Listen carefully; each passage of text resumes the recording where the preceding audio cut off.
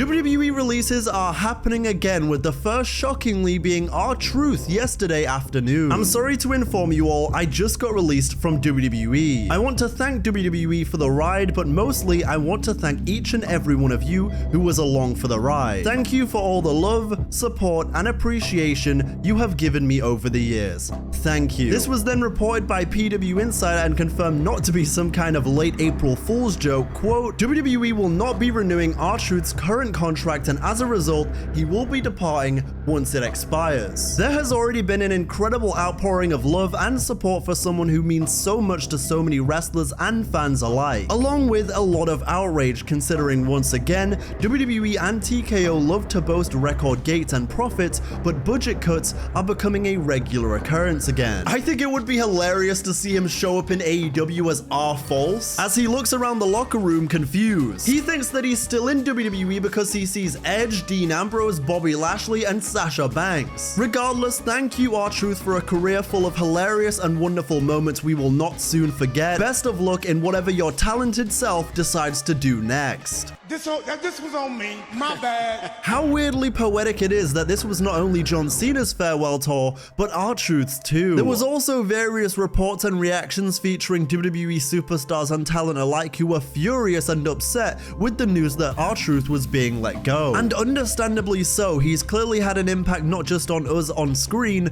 but backstage in WWE too. I fear the trajectory we're going on right now is only going to continue under TKO. They're clearly full steam ahead on maximizing profits over quality in comparison to how things were earlier in the Triple H era. I understand that this is a business at the end of the day, but someone like R-Truth could be argued as the most unnecessary budget clearing of all time, especially considering the value he brings to the product, not only as an incredibly underrated in-ring competitor, but also as an entertainer on screen and in storylines. You've also got to remember, for as much money and profit as the company boasts, for every Dakota Kai, R-Truth, Braun Strowman, Carlito that is released, they bring in a Rey Fenix, Penta, Ricky Saint, Stephanie Vaquer, or even most recently a Jeff Cobb to the bloodline. However, unfortunately, it equally shows that loyalty means little to nothing in the current WWE regime, whether it was the release of Braun Strowman or even a Dolph Ziggler way back when, and now R-Truth. Personally, I just hope my boat is okay. Speaking of Carlito, he was also a part of this release window, taking to Twitter to say, "My contract is up in 2 weeks. It will not be renewed. On top of that, WWE is demanding I pay back the money they paid me for apparently, quote, stealing money from the company. I've had my lawyers look into it, and after reviewing my footage on Netflix in the past month, they suggested I pay them back the money." All jokes aside, gracias WWE, and especially the WWE Universe, and I'm not even going to try and butcher the rest of what he said, but he essentially said he'll be back in 13 years. Another absolute treasure who will be sorely missed.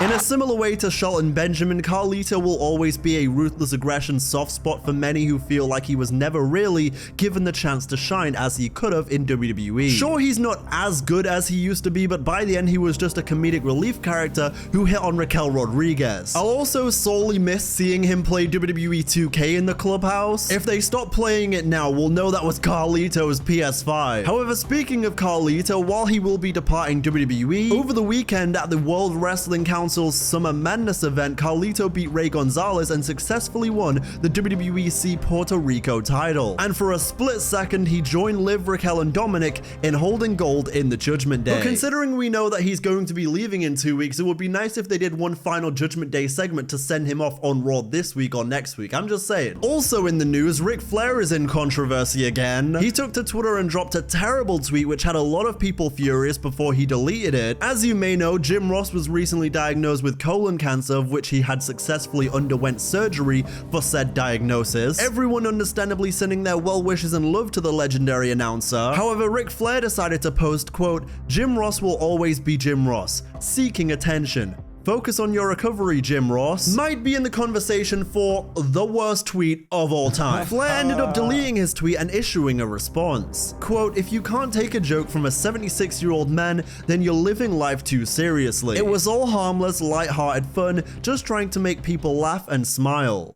Where is the funny, Rick? Flair would also delete a tweet featuring a weird consent contract. It seems like Ric Flair is the one trying to gain attention in the midst of all of this in such a distasteful way. And there's been even more drama, this time involving Zelina Vega and Mercedes Moné. It's been rumored for a long time that both women aren't on great terms. In the past, there has been comments made by Vega, then recently there was the moment on SmackDown where she kinda did the Mercedes title taunt. But in a new interview with Ring the Bella, Vega talks about the fact there was never any issues between her and Mercedes after all. There can only be one in their minds. So when it comes to me and Mercedes, like, we never had any beef. That's what's so funny. Back in the day, I had done an interview, which I remember talking to Naomi about this a long time ago.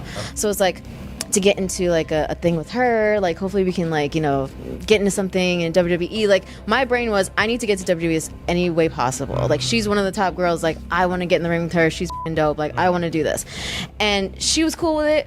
But like people use that clip as like, oh my god, they've had beef for forever, blah blah blah. And I'm like, I love that I convinced you all of that. Like I love that for me. So yeah, but no, none of us have ever had any beef, and it's so funny to me that like I'm the common denominator between all of the beef, apparently. I'm just like, well. And Mercedes trains with amazing. My cousin! Amazing she trains with my cousin. Yeah. Like, what? So you guys are pushing it. Like, they're trying to find any little thing. Like, if I genuinely hated somebody, do you think I'd be cool with that? Right. Like, come on. So what do you all think? Was there ever any beef there, or is there actually more to this than we think? In other news, Gunther might be going back to the ring general he used to be. It's no secret that the treatment of his character post-IC title reign has been weird. His world title reign didn't feel nearly as special, and then he tapped out to Jey Uso at WrestleMania. But due to recent developments, he may be going back to who he once was. Gunther decided to delete all of his tweets from the last few years this past weekend, with them only now beginning in 2022. This could be an indicator of him going back to the Gunther he was in 2022, which would have been the IC title reigning dominant ring general. He'll be taking on Jey Uso on the Raw after Money in the Bank, so only time will tell if the Gunther of old is coming back. I still think the plot of Ludwig Kaiser winning Money in the Bank and playing into this equation would have been best for business, but I digress for now. And as you all know by now, the all-women's WWE pay-per-view Evolution is coming back in July, but Fightful Select reported that the majority of the women's division only learned about the return of the event when the news went public. A group of the upper echelon stars and a legend were made aware ahead of time, but many were not. Shockingly, even a megastar like Charlotte Flair was not aware it was happening either. Furthermore, Fightful Select are reporting that the internal reaction has been mixed. There are some who understand what the show means to the women's evolution, but were not huge fans of the curtain call at the end of Evolution 1 because what was the need to do something so patronizing? The men's roster would have never done something like that with a mixture of baby faces and heels in feuds, so why do the women need to lower themselves too? Another woman on the roster reportedly said that if the show underperforms, whether it's due to so much wrestling on that one weekend, or even the fact that there's a Beyonce concert near Evolution, which will ultimately mean hotels are more expensive, then this will all be unfortunately used as an excuse to not do it again, which is incredibly valid because it really feels like they're not doing this pay-per-view the service it deserves. Now I'm excited for it, absolutely. Can't wait to see what women's legends and moments we see on the road to the pay-per-view this time, but it feels like this is a play to take away from All in Texas rather than something to celebrate women's wrestling. With Dave Meltzer even reporting, Nick Khan is very much creating counter shows and scheduled overlaps to keep AEW boxed in. According to Fightful Select, one veteran in the locker room is excited for the show and is hopeful that many of the underutilized women get a chance to shine. Another veteran expressed their excitement and said hopefully many of the women that don't get used often get an opportunity to shine. They also said that they're hoping legends can be integrated with the newer talent to help build things. So what I'm hearing is it's time for Nikki Bella to come back on Raw this week. I hear you loud and clear. I speak for everyone when I say it's time for us to enter Brie mode again. A talent specified, WWE has to help build it for it to be a success, which is absolutely true. But with so many PLEs happening since Mania, WWE are leaving themselves so little time to even build up this show or Money in the Bank, which is a shame.